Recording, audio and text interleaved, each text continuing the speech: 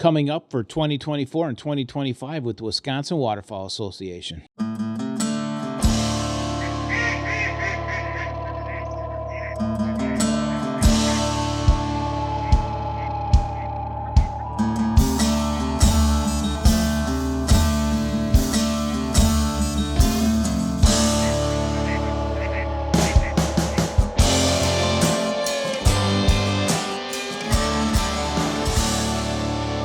Wildlife Federation's The Hide.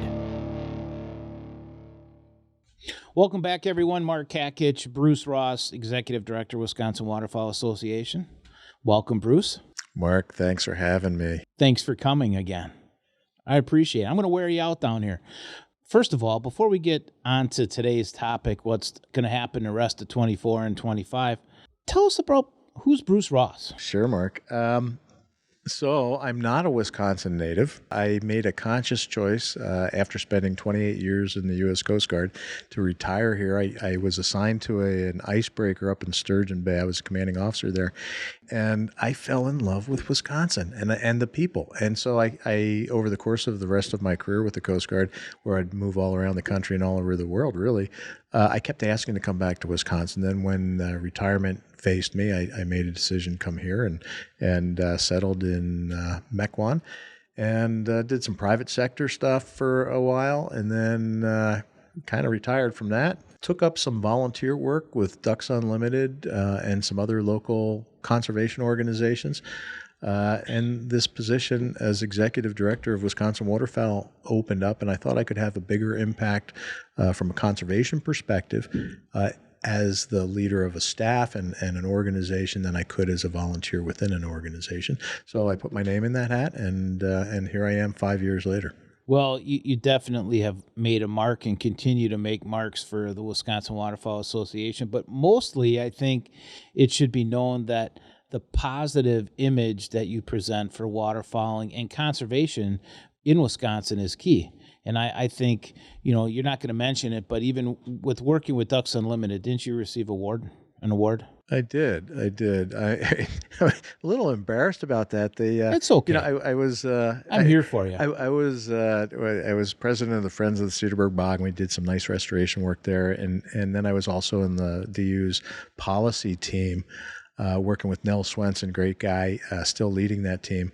I was at the state banquet, and they called me up and they gave me a decoy, and I was maybe I had a couple too many beers, but I then bid on an African safari that I've never been able to use. But that said, they gave me an award as I think it's Wisconsin Conservationist of the Year, which was probably a big overstatement. But then I immediately put my name in the hat for this job, and maybe it helped me get this job. I don't know, but I always feel a little bad about leaving DU because I love the organization. Well, it's a good organization, and they bring in a lot of money to Wisconsin and conservation, but they leave a positive footprint as well. And now, being executive director for the Wisconsin Waterfowl Association, you're taking on the challenge of leaving a positive footprint for that organization. Yeah. One of the first things I did, because I have a nice relationship with the professional staff and the volunteers with DU and other nonprofits in this space, was sit down with them and try to understand what they saw as WWA's niche in the conservation world.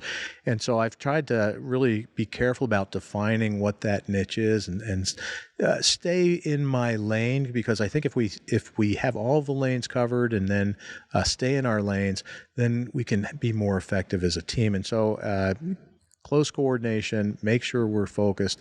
Those are kind of my tag words.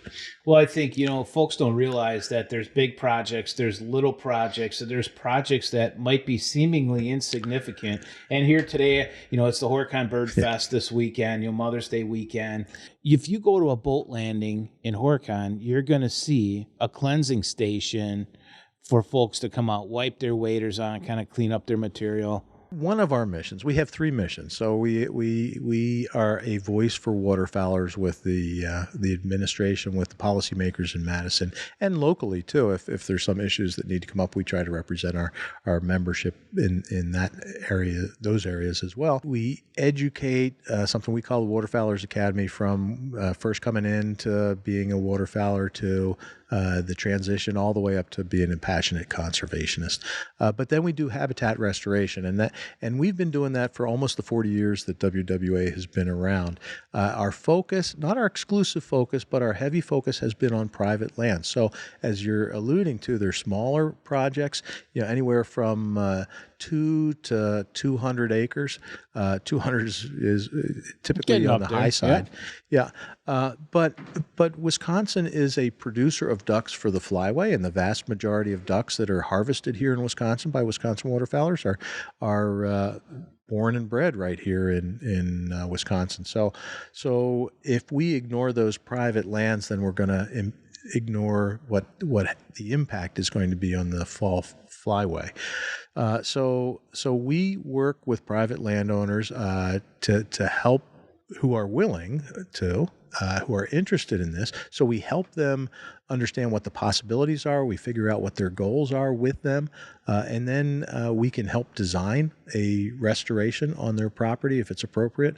We'll help them through the permitting process. And if it's the right type of project in the right area, we'll even bring some money to the table. We like the landowner have some money in the restoration as well. We find that if you have some skin in the game, then you're going to maintain what you've built. But it's so difficult to get through that restoration process as an individual landowner going through it the first time. We bring that's part of our core competency. So we're almost halfway, believe it or not, through 2024. There's a new initiative, right? And I think it's unique to the organization. Yeah. I'm really excited to announce that we've just celebrated our 1-year anniversary with a program we call the Public Lands Ecologist Program. So about a year ago, we negotiated with the DNR a contract where we can bring ecological expertise, wetland restoration expertise, to their 1.4 million acres of land here in Wisconsin. Through budget cuts and staff turnover and other bureaucratic reasons, they don't have as much competency or as much capacity as they used to for the maintenance of those properties, particularly in the wetland areas.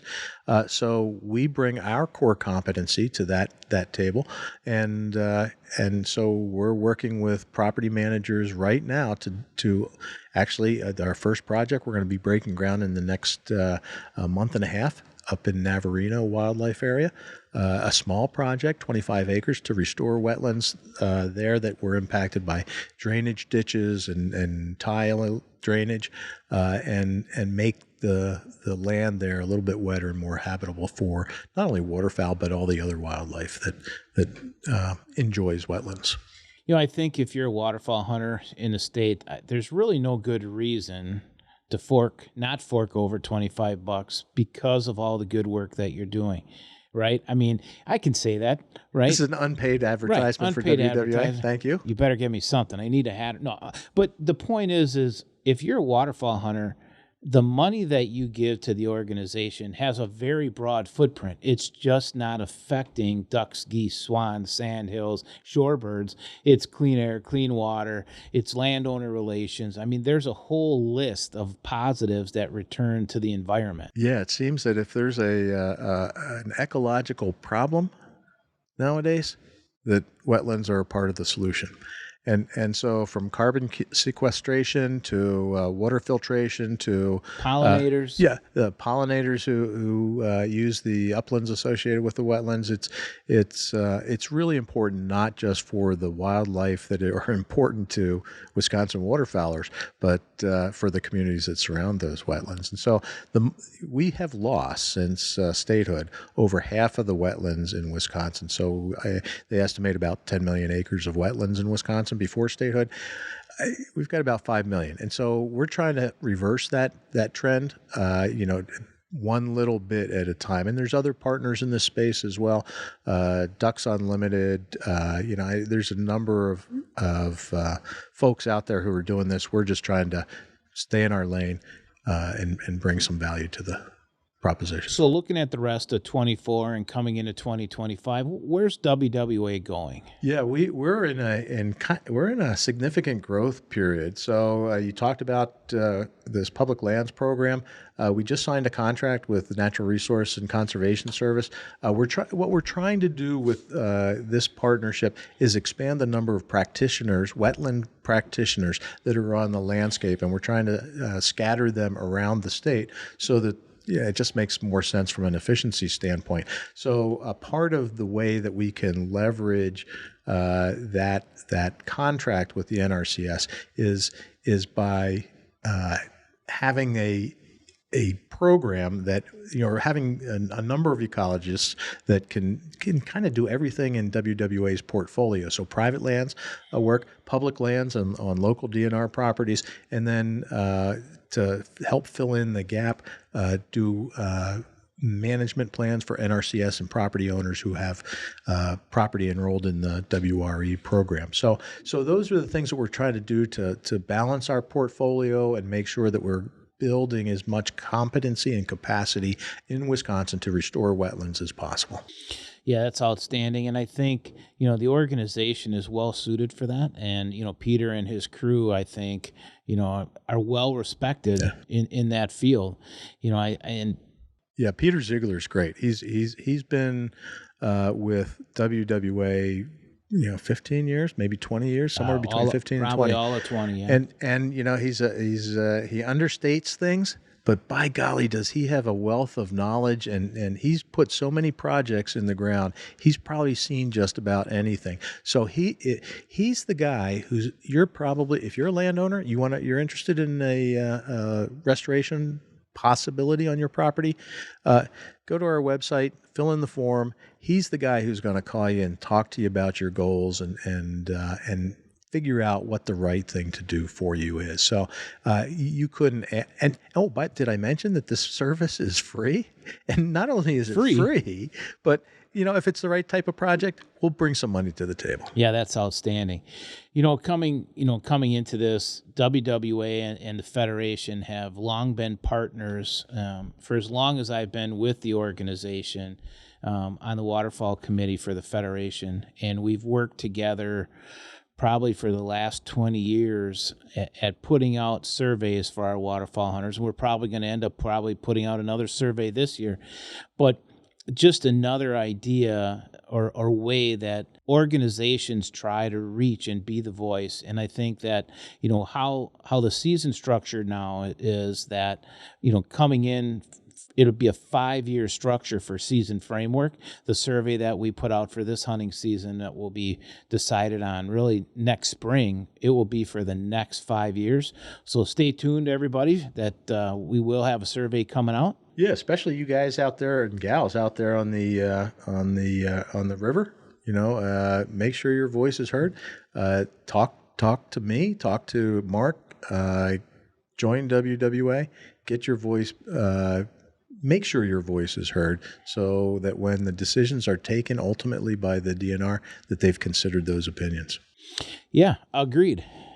Well, I think WWA has such a bright future that, they're really unlimited in what they can do right now. And I think every week, every month, WWA is growing more and more in the conservation world. Yeah, we've only got 7,500 members, give or take, and that's only about 10%, maybe a little bit less than 10% of the waterfowlers in the state. So I think of that as a target-rich opportunity. So we can please come to WisDucks and help us beef that number up, because the more members we have, the more voices that we can amplify, the stronger that waterfowling voice with the policymakers at Madison. But yeah, in other areas as well, we are growing. We've talked in other episodes about the Waterfowl Hunters Expo. It's a great celebration of everything waterfowling. August 24th up in Oshkosh. 1-day event this year, moving to 2 days. We've got a tiger by the tail up there. We've got 180 booths, 5,000 people through the door last year. We hope to, put another couple more through this year. Bring your dogs. There's dog racers. There's decoy carving contests. There's all sorts of stuff going on. So if you're a waterfowler, it's right before the season when your excitement is peaking. Come on up, Oshkosh, and to the Sunnyview Expo Center and spend a day with us. There's going to be more to do for you in that one day than you can possibly fit in. We're going to run you ragged, and plus you can volunteer for part of the day and still see the show and get a nice shirt from Vortex. Yeah, absolutely. We have some great sponsors of that. The national sponsors are recognizing here in Little Wisconsin and Oshkosh, Rinky Dink Little, WWA, Wildlife Federation, and a few other partners are putting on this expo that's attracting some national brands to the table. So we're proud to be sponsored by the Fowl Life. Banded is coming this year. We have a Banded barn, so they're coming up. Midwest Marine is there. Onyx is a supporter, and Vortex, I think we mentioned as well. Forget somebody there? Probably. Unintentional. Yeah. So, and there's many more organizations that are playing a role in this, and so yeah, come on up, see what it's all about, get involved. If you want to volunteer, we do have a website for the expo, and we'll show it right at the end of the program. Okay. So click on that, and there's an opportunity to volunteer. As Mark says, you get a shirt and you get a opportunity to wander around there for free. Yeah. Right. Bruce, thanks so much again for taking time out of your day. I know it's extremely busy, someone of your stature. Yeah, well, Mark, I'm glad to be here with you. I feel I have to make time for you, or my leg will get broken. That's not funny. Thanks again, Bruce. Thanks, Chase Baker, with Grit behind the scenes. Without Chase, well, this wouldn't happen. Thanks, everyone, for watching. Talk to you soon. Take care.